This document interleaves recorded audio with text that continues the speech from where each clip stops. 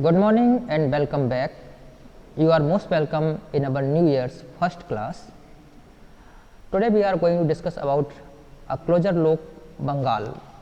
You must remember that we were studying the chapter that was making regional cultures. So today it is the term for Bengal.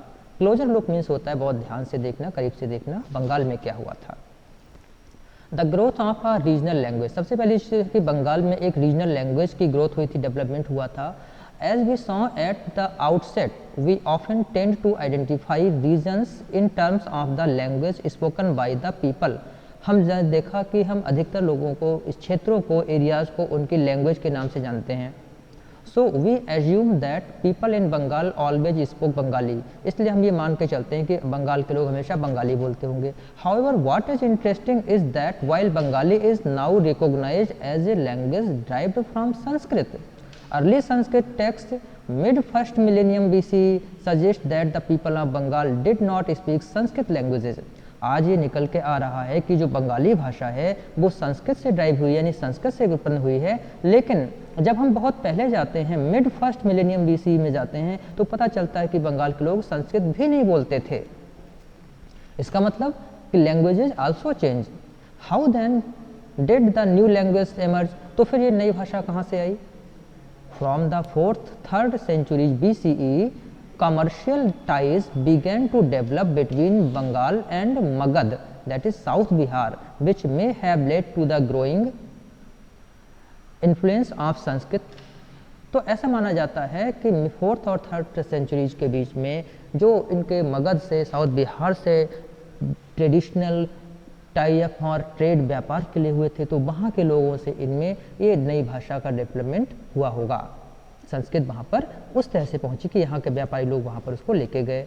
During the 4th century the Gupta rulers established political control over during the 4th century the Gupta rulers established political control over North Bengal.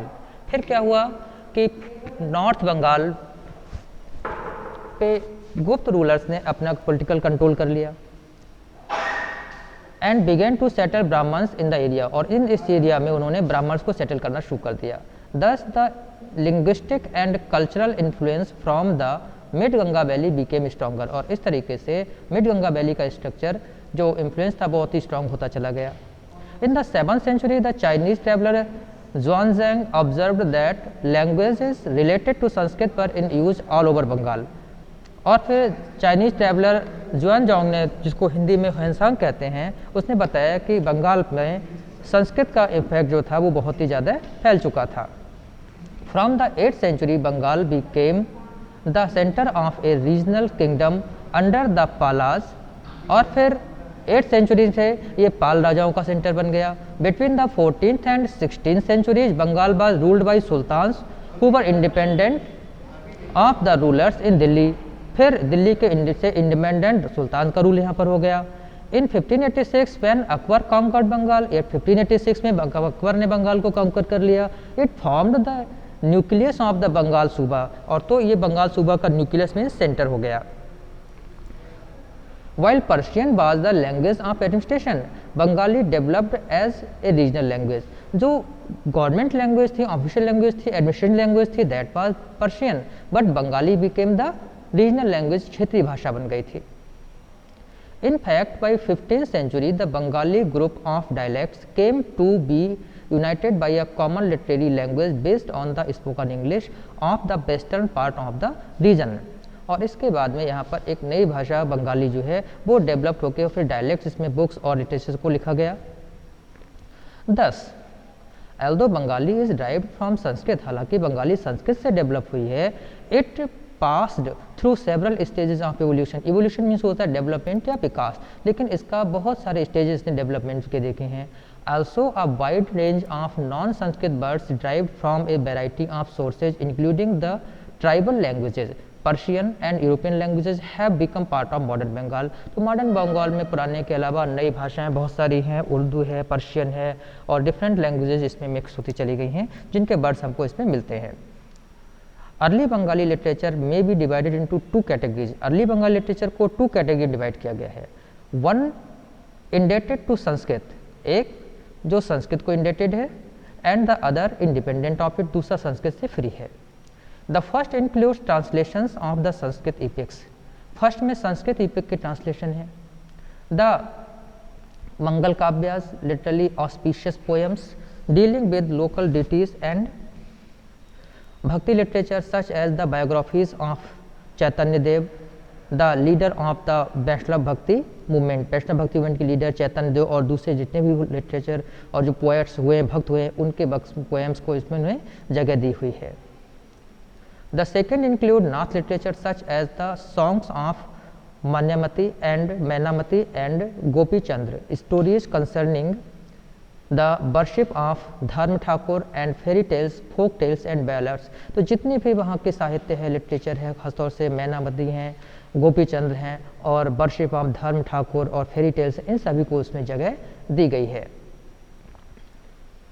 The texts belonging to the first category are easier to date, जो first category के जो text हैं वो आज की date में भी बहुत ईजी हैं। As several manuscripts have been found indicating that they were compose between the late 15th and mid 18th centuries, mid 18th और लेट 15th सेंचुरी में इन सबको तैयार किया गया, लेकिन किया गया था। Those belonging to the second category circulated orally and can not be precise dated, और जिनको ओरली कहा गया उनको आप सर्कुलेट नहीं कर सकते हैं, उसको आप प्रिसाइजली डेट उसको मैनेज नहीं कर सकते। They were particularly popular in eastern Bengal where the influence of Brahmins was relatively weak, और ये उस क्षेत्रों में है जहाँ पर ब्राह्मणों का वर्चस्व कम था।